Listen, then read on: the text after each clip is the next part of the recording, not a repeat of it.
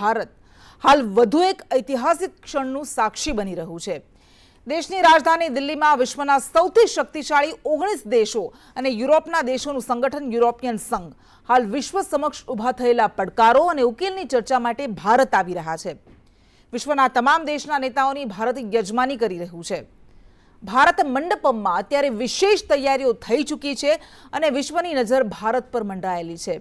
પ્રધાનમંત્રી મોદીએ કહ્યું કે વિશ્વની શાંતિ માટે બધા જ ભેગા મળીને કામ કરીશું। આ પહેલા પણ ભારત અનેક આંતરરાષ્ટ્રીય સંમેલનોનું આયોજન કરી ચૂક્યું છે, નેતૃત્વ કરી ચૂક્યું છે। તો પછી આ G20 સમિટ શા માટે ખાસ છે? એના કારણો શું છે? શા માટે એવું છે કે આખા વિશ્વની નજર અત્યારે ભારત પર છે? 1999 થી ભારત આ સંગઠનનું કાયમી સભ્ય છે। G20 એટલે કે ગ્રુપ ઓફ 20, જેમાં અલ્પ વિકસિત દેશો પણ છે, વિકસિત દેશો પણ છે, વિકાસશીલ દેશો પણ તેના સભ્યો છે। 8 થી 10 સપ્ટેમ્બર દરમિયાન અલગ અલગ 15 દેશના નેતાઓ અને પ્રતિનિધિઓ સાથે ભારતનો દ્વિપક્ષીય સંવાદ પણ થશે, જેમાં મહત્વપૂર્ણ મુદ્દાઓ પર ચર્ચા પણ કરવામાં આવશે। અને શા માટે આ સમિટ આટલી બધી મહત્વપૂર્ણ છે તેને લઈને આપણે ચર્ચા કરીશું, પરંતુ તે પહેલા કેટલાક આંકડાઓ હું આ સમિટને લઈને મૂકવા માંગીશ। જેવી રીતે હમણાં કહેવામાં આવ્યું કે વિશ્વના આર્થિક બજારમાં 80% ભાગીદારી આ સંગઠનોની છે। ગ્લોબલ જીડીપીનો કુલ 85% હિસ્સો G20ના દેશોનો છે અને વિશ્વની 2/3 એટલે કે 2/3 આબાદી આ દેશોમાં વસેલી છે। અને વિશ્વનો જે પણ વ્યાપાર થાય છે, જે વૈશ્વિક વ્યાપાર થાય છે, એ 75% આ દેશોમાંથી આવે છે। અત્યારે જ્યારે એક સમય હતો કોલ્ડ વોરના સમયે, કોલ્ડ વોરને નાથવા માટે આ સંગઠનોની રચના કરવામાં આવી હતી। એક બાદ એક સભ્યો તેમાં ઉમેરાતા ગયા, પરંતુ એ પહેલાનું જે વિશ્વ હતું, આપણને ખબર છે કે વર્લ્ડ વોર વિશ્વયુદ્ધ થયા હતા અને એ સમયે આખું વિશ્વ દ્વિધ્રુવીય બની ગયું હતું। એક તરફ અમેરિકા હતું અને બીજી બાજુ સોવિયત યુનિયન હતું, USSR હતું। પરંતુ ત્યારબાદ કોલ્ડ વોર બંને દેશો વચ્ચે સર્જાયું અને કોલ્ડ વોરને નાથવા માટે, કોલ્ડ વોરનો ઉકેલ લાવવા માટે આ G20ની રચના કરવામાં આવી હતી। થોડા દેશો હતા, G7 હતા, અને તેમાં એક બાદ એક દેશનો ઉમેરો તો થયો અને આજે G20 બની ગયું છે। પરંતુ આજનું વિશ્વ એ કોઈ બાયપોલર વર્લ્ડ નથી, એ મલ્ટીપોલર વર્લ્ડ છે, એટલે કે બહુધ્રુવીય વિશ્વ બની ગયું છે। આજે કોઈ પણ દેશ એવું ન કહી શકે કે અમે બધા દેશોથી અલિપ્ત રહીને કામ કરીશું, કારણ કે બધા જ દેશો એકબીજા પર નિર્ભર છે અને નિર્ભર રહેવું જ પડશે દેશની પ્રગતિ માટે, દેશના વિકાસ માટે। અત્યારે જ્યારે રશિયા અને યુક્રેન વચ્ચેનો યુદ્ધ થઈ રહ્યું છે, છેલ્લા 2 વર્ષથી આપણે જોઈ રહ્યા છીએ, જે યુદ્ધનો અંત નથી આવી રહ્યો, અને આ બધા જ ઘણા બધા પડકારો છે, એ વચ્ચે G20 સમિટ શા માટે મહત્વપૂર્ણ થઈ જાય છે અને ભારત જ્યારે તેની યજમાની કરી રહ્યું છે ત્યારે એનું વિશેષ મહત્વ આપણા માટે વધી જાય છે। આપણે ચર્ચા કરીશું। આપણી સાથે ભારતીય જનતા પાર્ટીમાંથી પ્રેરક શાહ જોડાઈ ગયા છે અને GK ત્રિપાઠી કે જેઓ ડિપ્લોમેટ છે તેઓ આપણી સાથે જોડાઈ ગયા છે। આપણે ચર્ચા કરીશું અને કેટલાક સવાલોના જવાબ મેળવવાની કોશિશ કરીશું, એવા કેટલાક સવાલોના જવાબ કે જે સામાન્ય લોકો જાણવા ઈચ્છે છે કે આ G20 સમિટ શું છે અને શા માટે તે ભારત માટે મહત્વપૂર્ણ છે। કોંગ્રેસમાંથી પણ આપણી સાથે ગેસ્ટ જોડાઈ ગયા છે, એમની સાથે પણ વાત કરીશું। નિશાંત રાવલ આપણી સાથે જોડાયા છે। સૌથી પહેલા આપણે GK ત્રિપાઠી કે જેઓ ડિપ્લોમેટ છે, રાજનયિક છે, એમની પાસેથી કેટલાક सवालों નો जवाब मेळवी लईशुं। GK त्रिपाठी जी, स्वागत है आपका संदेश न्यूज में। सबसे पहले मैं ये जानना चाहती हूँ कि G20 जो कि बताया जाता है कि ग्लोबल आर्किटेक्चर में शेपिंग का काम करता है, स्ट्रेंथनिंग, उसको ज़्यादा मजबूत करता है और उसकी संरचना में ज़्यादा महत्वपूर्ण भूमिका निभाता है। तो मैं ये जानना चाहती हूँ और हमारे दर्शक, सामान्य दर्शक भी ये जानना चाहता है कि G20 समिट जब भारत में हो रही है, क्यों इतनी अहम हो गई है? देखिए, भारत में जो बैठक हो रही है वो इसलिए भी अहम हो जाता है कि अभी दुनिया में कई तरह की समस्याएं हैं। एक समस्या सबसे बड़ी ये है कि इंटरनेशनल जो ग्लोबल ऑर्डर है, ग्लोबल ऑर्डर चैलेंज हो रहा है। दूसरी समस्या ये है कि कई जगह फ्लैश पॉइंट है, जैसे कि इंडिया चाइना का टेंशन है, चाइना ताइवान का टेंशन है, प्लस रूस यूक्रेन में युद्ध चल रहा है, सीरिया में युद्ध चल रहा है, आर्मीनिया अजरबैजान में टेंशन है, उत्तर कोरिया जापान में टेंशन है। तो ये बड़ी पिक्यूलियर सिचुएशन है जहाँ की जियो स्ट्रेटेजिक समीकरण बड़ी तेजी से बदल रहे हैं। तीसरी चीज ये है कि ऐसे पोस्ट कोरोना जो सप्लाई चेन है, ग्लोबल सप्लाई चेन, वो डिसरप्ट हो चुकी है। और उस डिसरप्शन की वजह से ये परेशानी आ रही है कि कई देशों में कई तरह के शॉर्टेज आ रही है, फूड की शॉर्टेज आ रही है, दवाओं की शॉर्टेज आ रही है, अन्न की शॉर्टेज आ रही है। और गरीब गरीब देशों में ये है कि जो ब्रिटेन वुड इंस्टीट्यूशंस हैं, IMF और वर्ल्ड बैंक, उनकी उनकी लॉपसाइडेड जो पॉलिसी है उसकी वजह से भी समस्या हो रही है, क्योंकि वो गरीब देशों के फेवर में नहीं है।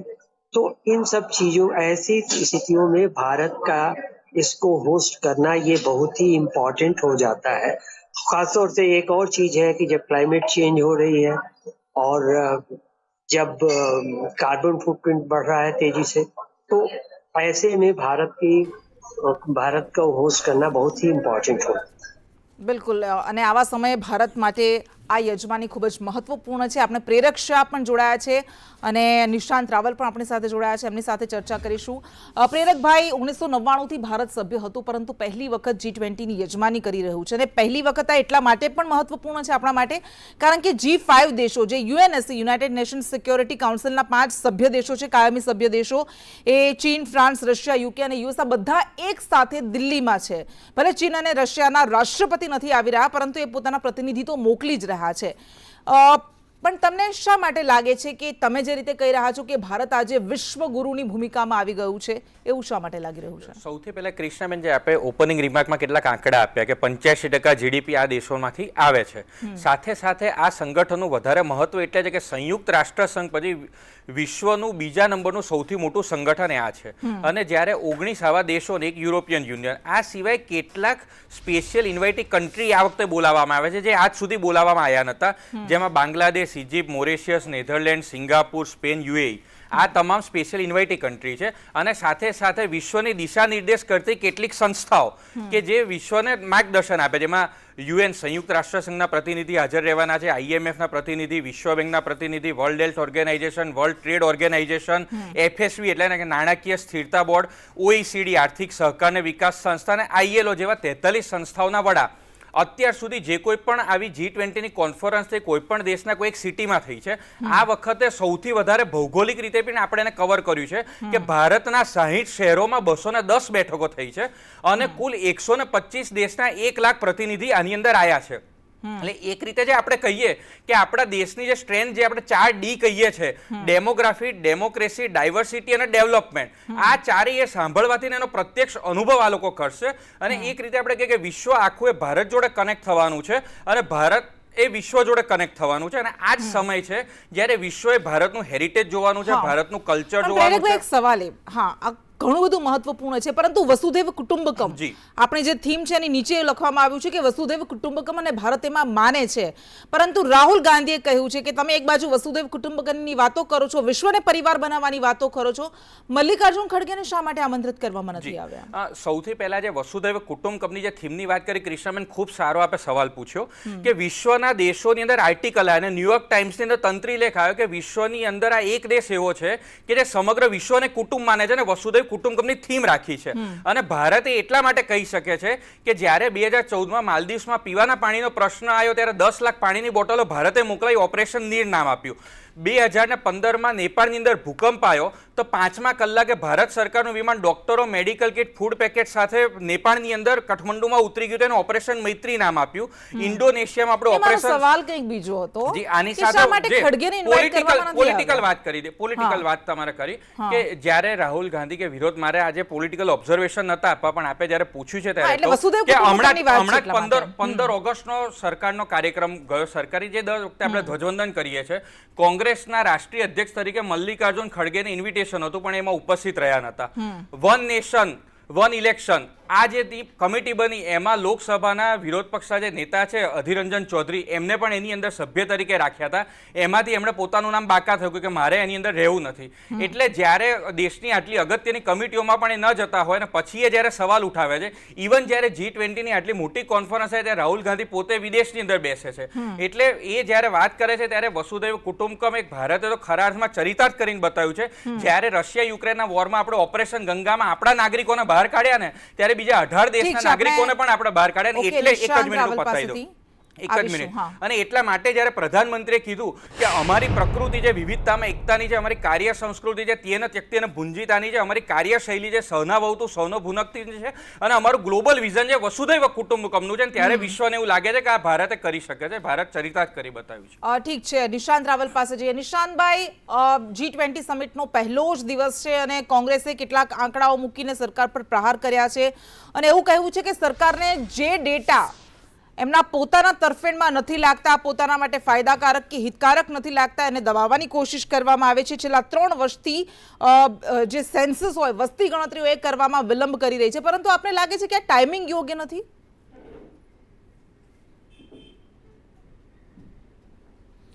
કૃષ્ણા, સૌપ્રથમ તો G20ની સમિટ આજે ભારત દેશમાં થઈ રહી છે, આપણા સૌ માટે ખૂબ જ ગૌરવની વાત છે. આપણો દેશ અતિથિ વિશેષને માન સન્માન આપતો હોય છે, એટલા માટે જ આપણા દેશમાં અતિથિ દેવો ભવનું સ્લોગન ચાલતું હોય છે. વિદેશથી આવતા તમામ ડેલિગેટ્સ, તમામ રાષ્ટ્રપતિ, તમામ પ્રધાનમંત્રીઓનું ભારતીય રાષ્ટ્રીય કોંગ્રેસ તરફથી અમે ભારતની પાવન ભૂમિ ઉપર એમનું ગૌરવપૂર્ણ સ્વાગત કરીએ છીએ. સાથે સાથે હું એ પણ કહેવા માંગુ છું કે આજે G20ની વાત આપણે કરી રહ્યા છે, હું સંદેશના દર્શક મિત્રોને જણાવી દઉં કે 19 કન્ટ્રી અને એમાં યુરોપિયન યુનિયન સાથે 20 દેશો જે છે, આ G20ની સમિટ રોટેશનમાં થતી હોય છે. જેમ કે 2024માં એ બ્રાઝિલમાં થવાની છે, 2025માં સાઉથ આફ્રિકામાં થવાની છે. આ વખતે ગૌરવની વાત આપણા માટે છે કે ભારત દેશમાં થઈ રહી છે. પરંતુ સવાલ ત્યારે ઊભા થાય છે કે જેવી રીતે નમસ્તે ટ્રમ્પનો કાર્યક્રમ અમદાવાદમાં થાય છે અને અમદાવાદમાં સ્લમ એરિયાને ઢાંકી દેવામાં આવે છે, એવી રીતે દિલ્હીમાં આપ જોઈ શકો છો કે જે રીતે આ સ્લમ એરિયાને ઢાંકી દેવામાં આવે છે. 2022 ડિસેમ્બર સુધી તો દિલ્હી કોર્પોરેશનમાં ભારતીય જનતા પાર્ટીનું શાસન હતું, તો એમને એવા કયા રાજધાનીમાં વિકાસના કામો કર્યા? પ્રધાનમંત્રીજીએ સિંગાપોર બનાવવાની વાત કરી હતી. આપણા દેશની દુર્ભાગ્યપૂર્ણ વાત છે કે આજે 2023માં પણ જ્યારે G20ની સમિટ થતી હોય, વિદેશથી મોટા મહેમાનો આવતા હોય, ત્યારે આવી રીતે ઢાંકી દેવામાં આવે છે.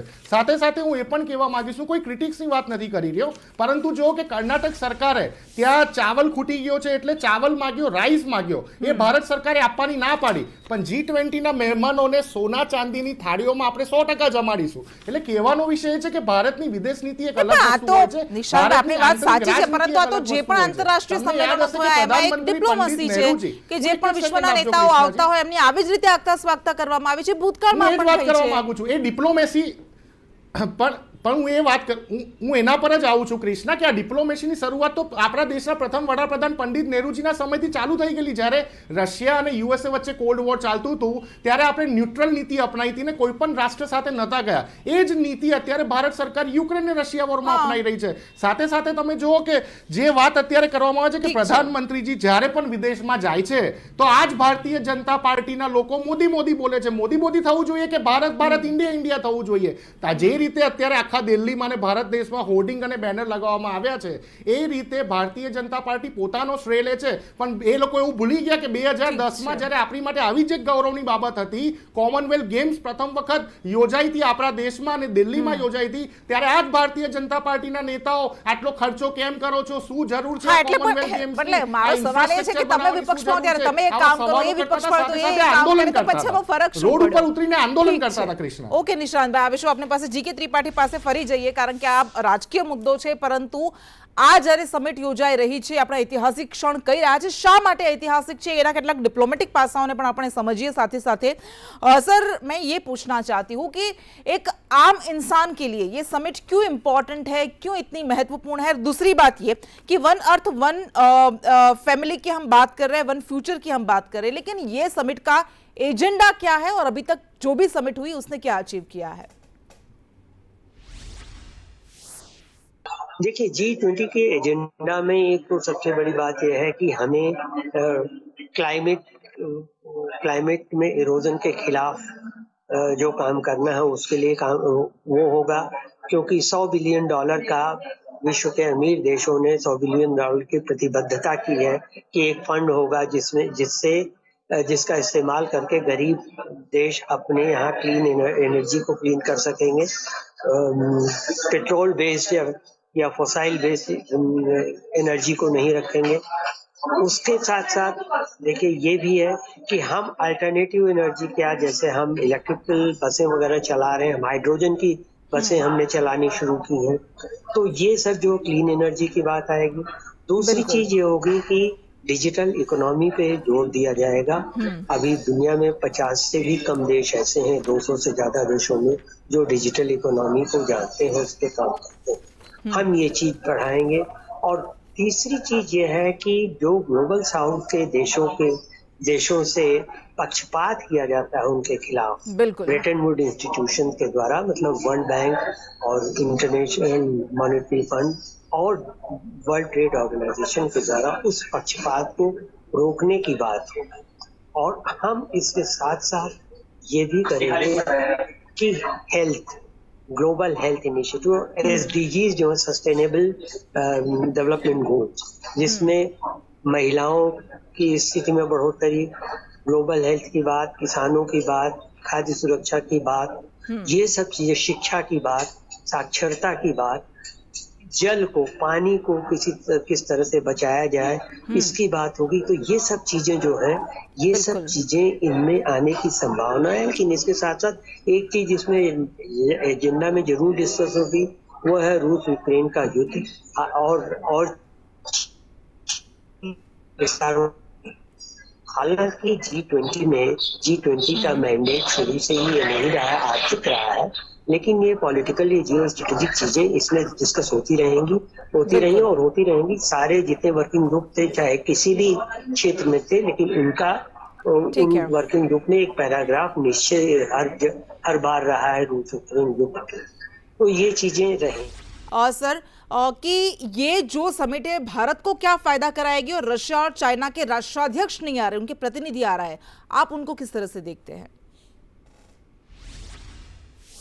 देखिए, दूसरे सवाल का जवाब मैं पहले दूंगा। जैसा कि डॉक्टर जयशंकर ने कहा है, स्पष्ट किया है कि चीन के या रूस के राष्ट्रपति के न आने से कोई फर्क नहीं पड़ता है, क्योंकि उन्होंने बायकॉट नहीं किया है सभी को। उन्होंने अपने प्रतिनिधियों को, मतलब अपने विदेश मंत्री और अपने प्रधानमंत्री को भेजा है, और निश्चय ही ये दोनों अपने राष्ट्रपतियों का मैंडेट लेके आए होंगे और बिना उनकी इच्छा के एक भी शब्द अलग से नहीं देंगे।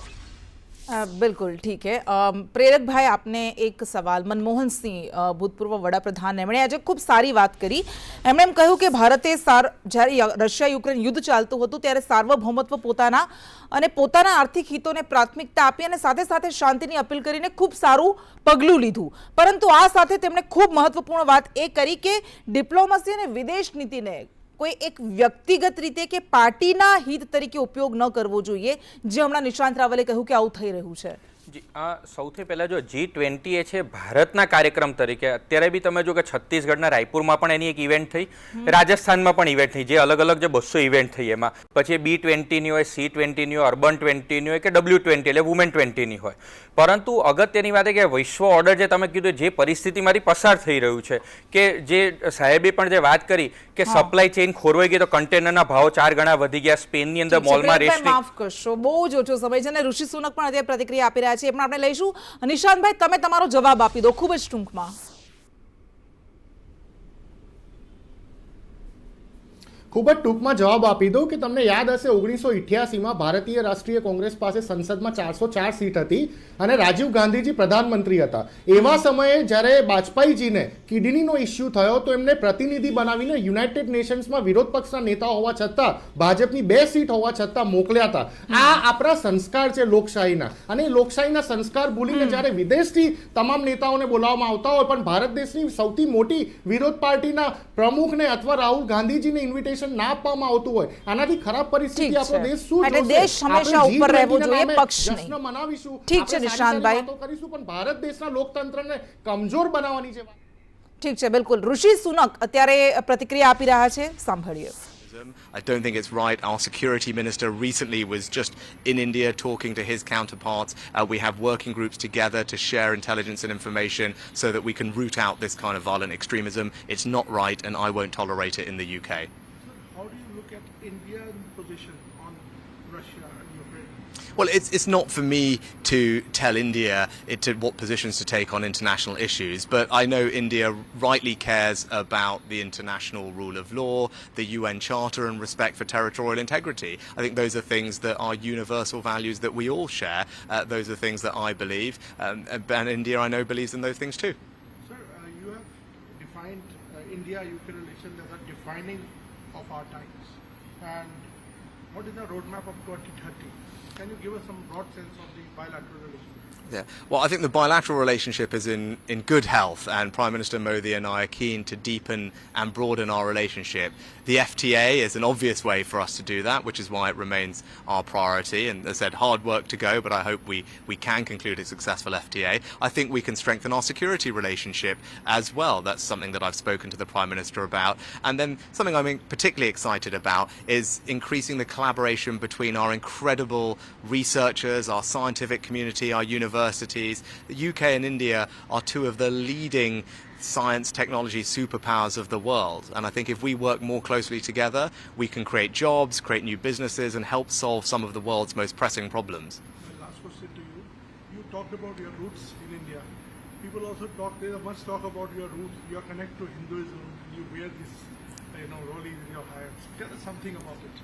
Yeah, so I'm a proud Hindu, and that's how I was raised. That's how I am. Hopefully, I can visit a mandir while I'm here for the next couple of days. And yes, we've just had Raksha Bandhan, so from my sister and my cousins, I have all my Rakis. And I didn't have time to celebrate Janmashtami properly the other day, but hopefully, I said I can make up for that if we visit a mandir this time. But it's બિલકુલ આપ તમામ અમારી સાથે જોડાયા, ખૂબ ખૂબ આભાર. અને ઋષિ સુનકે જે વાતો કરી કે હું પ્રાઉડ હિન્દુ છું, ગર્વ અનુભવું છું, જન્માષ્ટમી ઉજવવાનો મોકો ન મળ્યો, પરંતુ જે મુખ્ય વાતો કરી કે દ્વિપક્ષીય સંબંધો ભારત અને યુકેના સારા ચાલી રહ્યા છે, બ્રિટનના પ્રધાનમંત્રી મોદી સાથે સારા સંબંધો છે, ફ્રી ટ્રેડ એગ્રીમેન્ટ પર ભાર મૂકવામાં આવશે અને આ સાથે સુરક્ષાને લઈને પણ વાત કરવામાં આવશે.